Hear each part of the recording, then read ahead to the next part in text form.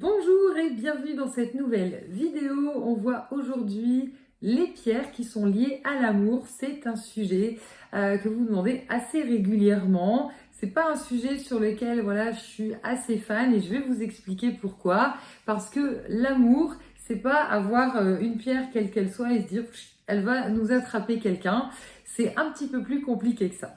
Clairement, en lithothérapie, on peut travailler uniquement sur soi. On ne va pas travailler sur l'autre personne, sinon après on part sur de la magie noire ou des choses un petit peu compliquées.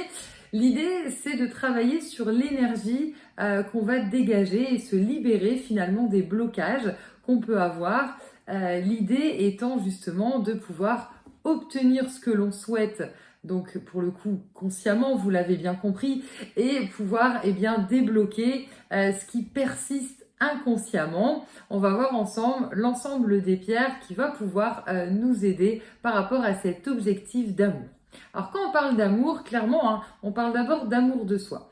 Je tiens à le préciser parce qu'énergétiquement, si vous vibrez, je mérite personne, il m'arrivait que des choses compliquées et de toute façon je vais attirer que des... vous mettez ce que vous voulez derrière, et clairement l'univers va vous envoyer ce que vous n'avez pas travaillé. En ce sens, l'idée c'est vraiment de travailler l'énergie que vous avez envers vous-même, de s'envoyer de l'amour, de s'envoyer moins d'exigence, de s'envoyer de la douceur et finalement du positif.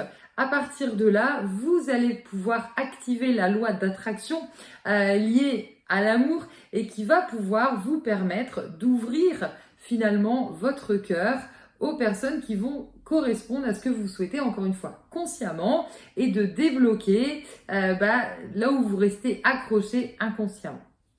À partir de là, on va travailler avec plusieurs pierres. La première qui ressort systématiquement, on parle toujours du quartz rose. Alors le quartz rose, c'est une pierre d'amour de soi, clairement. Elle n'a pas une couleur layette pour rien, c'est vraiment s'envoyer de l'amour, être moins exigeant avec soi-même, c'est se dire qu'on mérite de la douceur et c'est ce qu'on va véhiculer. Je veux que l'autre personne s'occupe de moi, m'envoie de la douceur. Et à partir de là, le quartz rose fait exactement le travail qu'on lui demande. On va ensuite travailler avec le grenat rouge. Le grenat rouge, cette pierre très foncée, c'est un rouge très très foncé qui va nous aider à dépasser toutes les valeurs familiales, sociétales, tous les blocages qu'on peut avoir, où on nous demande dans la famille d'avoir tel prototype, tel profil, et on a peur que ça corresponde pas, on va se culpabiliser, on va cacher des choses, on va pas être bien finalement avec nos propres valeurs. Le grenat, c'est pour vraiment se reconnecter à notre passion, à notre amour, à notre confiance en soi aussi, et de pouvoir attirer ce qui nous correspond et pas en fait ce qu'on veut pour nous au niveau de la famille et de la société. C'est vraiment très important pour justement être heureux, parce que si on attire à soi ce qui va être bien au niveau familial, au niveau sociétal, au niveau réellement amour, ça va pas être la même donne. Donc le grenat a vraiment un gros travail par rapport à ça.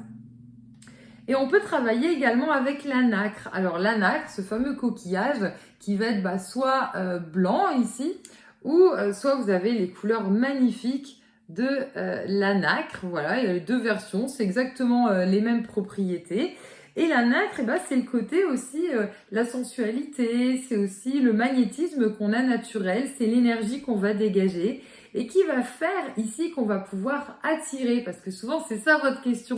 En fait, avec l'amour, c'est de pouvoir attirer des personnes où on a l'impression que ça peut pas se faire, qu'on n'est pas sur le même plan, qu'on n'a pas la même énergie. La nacre est là pour ça, parce que elle a vraiment ce pouvoir à la fois de purification, donc de nous nettoyer de tout ce qu'on a pu connaître ou toutes nos croyances aussi limitantes, et à la fois de nous donner le boost, l'énergie qui va faire qu'on va capter l'énergie de l'autre qui va s'intéresser à nous. Alors la nacre ne fait pas tout, c'est sûr, mais on a vraiment ce côté énergie qui est vraiment le bon coup de boost, pour permettre le premier contact, vraiment les premières bonnes énergies. Vous pouvez retrouver ces trois pierres sous forme de bracelet que j'ai appelé en fait attirer l'amour. Donc vous avez compris qu'on travaille bien en fait nos propres énergies pour s'ouvrir autour de nous. Donc on retrouve bien le quartz rose, le grenat et la nacre. À partir de là, on peut travailler aussi avec d'autres pierres. On peut travailler avec la rhodonite que j'appelle personnellement la maman, donc qui est un rose très marbré. J'en ai pris une ici d'ailleurs qui est assez foncée, elle est très noire, même plus que rose. La rhodonite, j'appelle la maman parce que ce sont les personnes qui ont tendance à materner tout le monde, leurs enfants, leurs conjoints, qui sont tout le temps en train de s'inquiéter pour les autres et finalement, qui s'occupent pas tellement d'eux-mêmes et donc qui ont pu déjà en payer le prix dans certaines relations où soit ça a mal fini, ou soit à l'inverse, ils se sont retrouvés prisonniers d'un conjoint qui lui avait toujours besoin qu'on s'occupe de lui et du jour où on se réveille de ces énergies-là, eh bien on nous le reproche. Alors la rhodonite, c'est pour apprendre justement à s'occuper plus de soi. C'est pour ça qu'il y a du noir, c'est le côté coup de pied aux fesses, voilà. En plus du rose pour le chakra du cœur et l'affectif, c'est réussir à changer notre manière d'être, notre manière de fonctionner, les habitudes finalement qu'on a et d'opter pour un changement qui va vraiment être salvateur et vraiment d'oser être heureux, heureuse et d'avoir vraiment des énergies d'amour qu'on souhaite et plus uniquement être dans le don mais aussi dans la réception, que ce soit pas dans un seul sens. Vous voyez, l'amour, c'est un sujet très très large. On a également la tulite, qui est la cousine de la rhodonite et qui a moins en fait ces marbrures.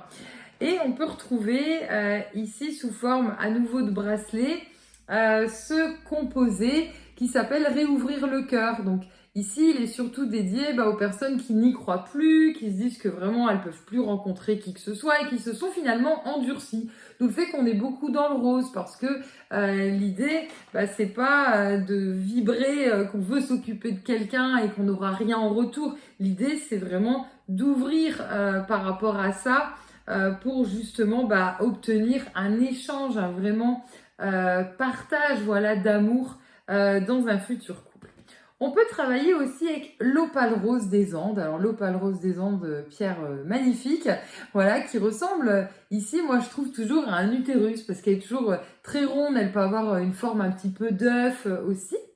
Et l'opale rose, on travaille le fait d'avoir eu une grossesse, mais nous en tant que fœtus, qui n'a pas forcément vibré d'amour, si par exemple on n'était pas voulu, s'il y a eu pas mal de problématiques, principalement entre les parents, et que nous, en tant que fœtus, on ressent déjà les émotions, et ça joue finalement pour notre vie future, le fait de ne pas avoir eu une maman tactile, et donc la difficulté d'aller vers les autres, ou de se fermer quand on a justement un conjoint qui peut être dans ces attitudes-là.